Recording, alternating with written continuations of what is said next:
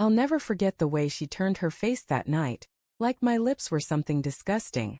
I leaned in to kiss her soft, gentle like I always did before bed, and she just turned away.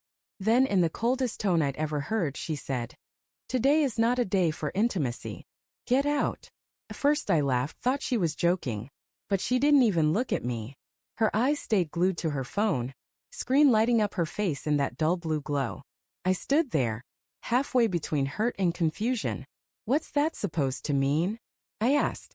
She sighed, rolled her eyes, and said, "It means exactly what I said. Just leave me alone tonight." And that was it. No explanation, no warmth. Just distance. You know, when you've lived with someone long enough, you start to notice the little changes before they even happen. A different perfume. A new way of doing their hair. A phone that's always face down now when it never used to be. But when you love someone, you brush it off. You tell yourself she's just stressed. It's work. It's nothing. That night, though, something shifted. The way she looked through me like I wasn't even there. It hit different. I slept on the couch, staring at the ceiling, thinking about how we got there. We'd been married 5 years. Met in college. She was the kind of woman who lit up a room, always laughing, always had people around her. I was quieter, more grounded. But she said that's what she loved about me. "You make me feel safe," she'd tell me. I held on to those words like they were sacred. But somewhere along the way, I guess safe became boring. The next morning, she was acting normal again.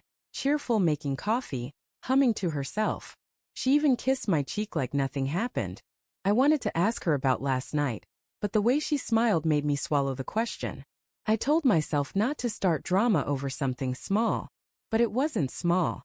Over the next few weeks, the little things started stacking up. Late nights at work. Random giggles at her phone.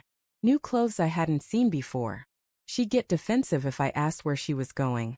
"Why do you always have to question me, Ryan? Can't a woman have space?" Of course she could. I wasn't controlling. I was just trying to hold on to what we had. Then one night I came home early. She didn't know. Her car was in the driveway, lights off in the house, but when I walked in I heard her voice from upstairs. Soft, low, but unmistakable. She was laughing. I froze at the bottom of the stairs, listening. "Stop, you're so bad," she whispered, her tone that flirty one I hadn't heard in months. My stomach turned. I took one step up, then another, heart pounding. But before I reached the top I heard her say, No, I can't, he's downstairs sometimes." "Yeah, I'll see you tomorrow." Tomorrow. I didn't go up. I didn't want to see her face right then. I went back outside, sat in my car, and just stared at the steering wheel for what felt like hours. The next day I decided to test something. I told her I'd be working late, but really I parked 2 blocks away and waited. At 7:15, a car pulled up in front of our house. A dark blue sedan. A man stepped out, tall, clean-cut, the kind of guy who looked like he knew he was good-looking. He walked right up to our front door, and she opened it without hesitation. Not like a friend, not like a neighbor, like someone she'd been waiting for. He didn't even knock. My hand started shaking. I grabbed my phone, recorded everything. I don't know why. Maybe I needed proof that I wasn't crazy. About an hour later, I saw the lights upstairs go out. That was enough for me. The next morning she acted normal again. Same smile, same good morning kiss. And I swear that was what broke me the most. That she could lie to my face so easily. So I played along. I told her I was going on a weekend work trip. Left Friday morning like always. But I doubled back that night and parked in the same spot. Her car was still there. His was too. I sat there in the dark, watching the house I'd built for us become the stage for her betrayal. Every light that went off in that house felt like another piece of me dying. At around 1 a.m. the front door opened. She came out with him, hair messy, wearing one of my shirts. They laughed. She kissed him on the porch, right under the same porch light she and I had installed together 2 summers ago. That was the moment it stopped being heartbreak, it became anger. Cold, quiet anger. I waited until she went back inside, then I left. The next morning I packed her things into boxes. Every photo, every shoe, every dress. When she came home that evening, she froze in the doorway. "Ryan, what is this?" I didn't yell. I didn't even look at her. I just said, "Today's not a day for lies. Get out."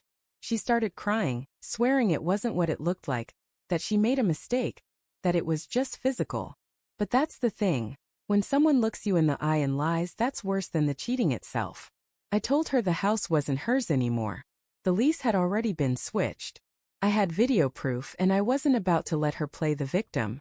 She begged, screamed, even tried to guilt me. Said I was throwing away years of love. But the truth was she had already done that.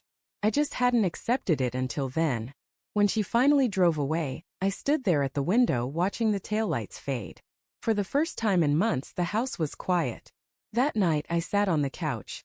The same couch I'd slept on the night she first turned her face away. And I realized something. Love doesn't die all at once. It fades piece by piece, every time someone chooses themselves over you.